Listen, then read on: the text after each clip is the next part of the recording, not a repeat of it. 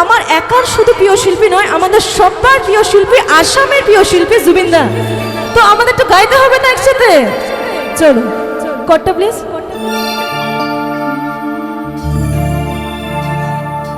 প্রতি খরতর প্রভাতী ফুলে কবু তোমাকে